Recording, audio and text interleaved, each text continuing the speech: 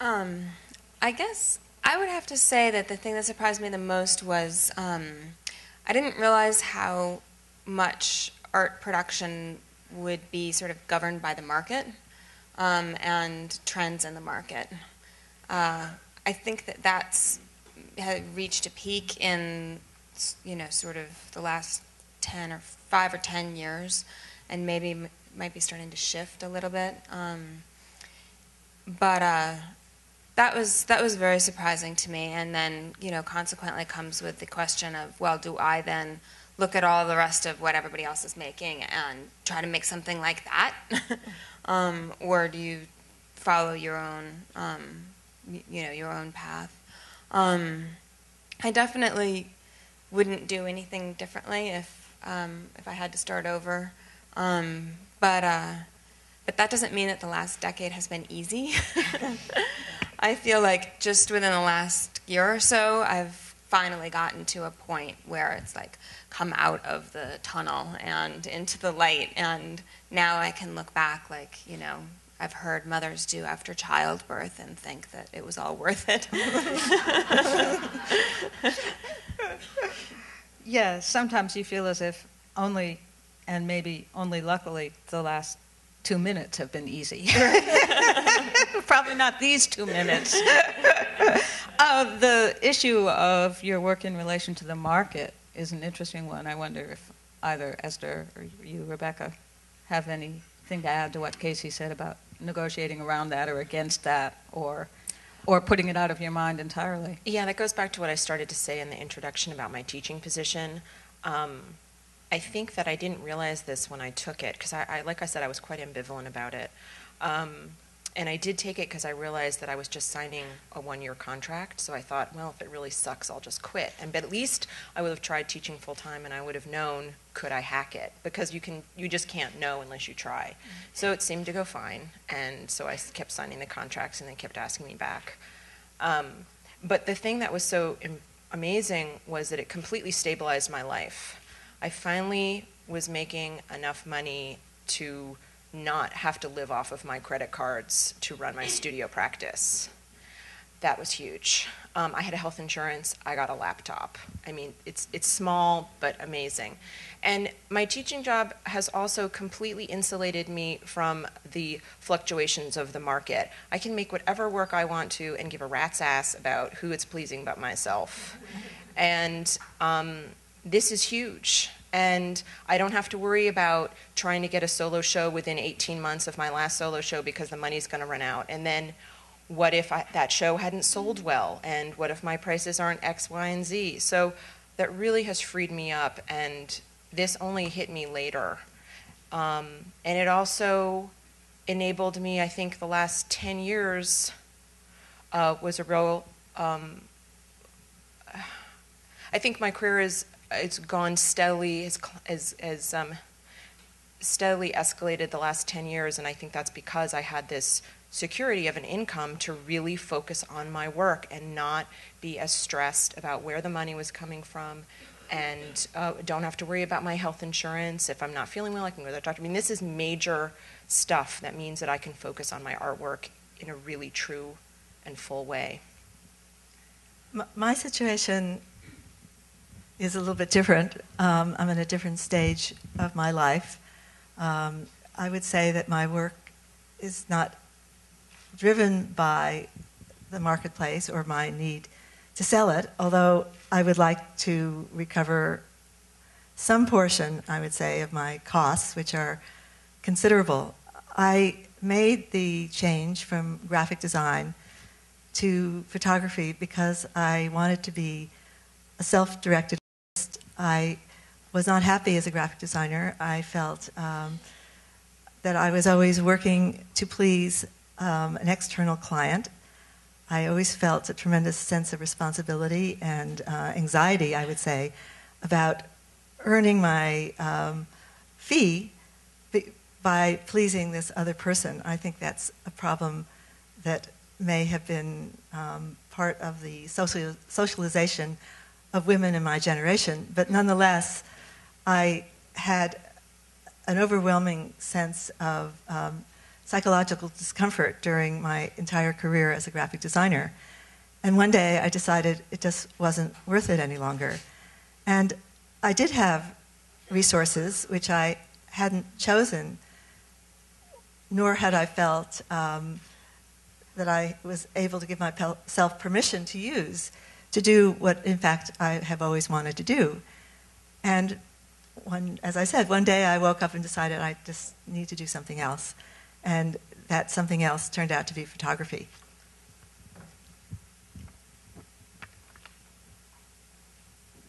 What's the single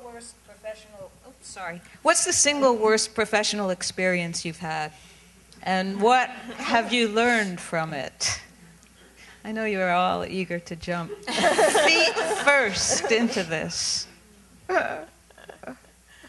Well, okay, I had a terrible experience. Oh, great. That is unfortunately extremely common problem, as I found out in the art world, which is a dealer selling your work and then forgetting that he has sold it and not paying you. My first piece of advice is don't put anything on a credit card. Because you just don't know if you're going to get paid back, basically. Or, recently with the downturn in the economy, a lot of galleries have closed, owing their artists lots of money also. It's a really difficult situation to be in, and there are really no good solutions, I think. The first thing is to, get all of your work out of the gallery so that the person can't keep selling it. Don't agree to do another show with the person. And if you can convince them to set up negotiate a payment plan, that can sometimes work. At least you'll eventually get some of what you're owed over the long haul.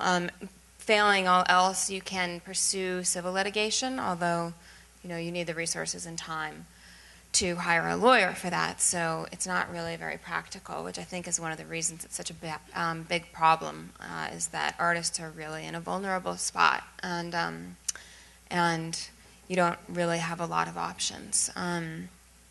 Obviously the best thing is to not get yourself in that situation to begin with, but you don't always know, and I think that one of the reasons it was such a horrible experience for me was because then every time I went into the studio, I had made this emotional association with the work of being taken advantage of. And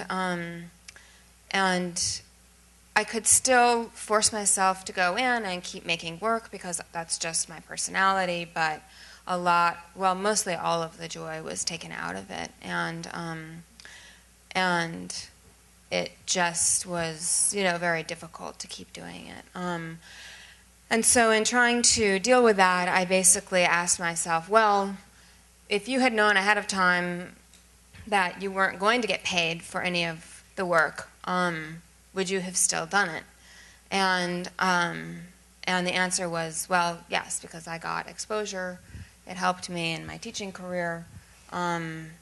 It's not an ideal situation, but that was sort of the thing that finally let me break out of that emotional sort of tie-in to what had happened. Because as much as you think like, oh, just shake it off. You do have an emotional reaction to things that happen. I know a shocking number of artists, including myself, who have experienced this on a major scale. Mm-hmm. So it is, as you say, it's all too common. It's extremely demoralizing, flattening. And no matter how carefully you check the gallerist who has offered to represent you, talking to other artists in the gallery, talking to other artists in whatever urban center the gallery exists, things still happen, and even a dealer who has had a good track record can sometimes run into problems which she or he takes out of the artist's hide. Anyway, other horrible experiences. I'm sure we've all had them. I found that question so painful. I'm sorry. I actually had to think of what I learned first to tell you rather than tell you the experience. And what I learned was that your relationships with your vendors, and I think probably your gallery as well, isn't a friendship. That you have to see it as a business relationship in both directions. And things do happen, and you have to be able to remove yourself emotionally from those things in order to function, as you were saying. My experience was with my lab of many, many years, with whom I had had a very warm and close relationship. And through the lab, a collector saw my work, which she wanted to purchase for her husband. She had been looking for a gift for her husband for their new house for some time, and this was just the thing she wanted. It was thrilling to me to have made this sale, and I immediately ordered it. And weeks went by, and I would speak to the lab about when was I going to see the proofs, how was it coming. Everything's fine. I've spoken to so-and-so, who they also knew because she was using that lab for her own photography work. And I received a call from the client who said, "What's going on? If it isn't delivered next week, I'm going to cancel the order."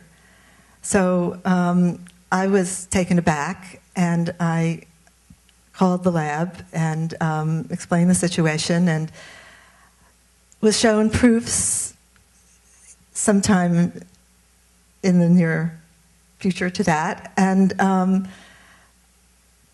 in photography, you buy a certain level of print, and the type of print I buy is museum quality print, which you have a proof stage and then a final stage. And the prints that were made, unfortunately, I know I wanted them to be fine and the lab wanted them to be fine. Unfortunately, they weren't fine. And I asked for them to be redone, and the lab first refused, and then I reminded them that I had paid for this, and a week later they produced the prints and told me at that time that they didn't want to work with me anymore. And I can't remember if I did burst into tears or just felt like I was going to burst into tears, but I was devastated because there's only one lab in Boston. It's the lab that all the professional photographers use. It's a meeting place. I worked exclusively with that lab. It was the only place that made C-prints, and C-prints at that time were being phased out everywhere. And what finally happened is I decided that I was too upset to deal with it at all. And I let a few months go by and thought about the situation. And finally, I called the owner and I said, "When you said you wouldn't work with me anymore, does that mean you won't develop my film?" He said, "No, I'll develop your film." "Does that mean you won't develop my contact prints, make contact prints?" "No, I'll do that." "Will you mount my photographs that you have made in the past, which are stored?" "Yes, I will do that."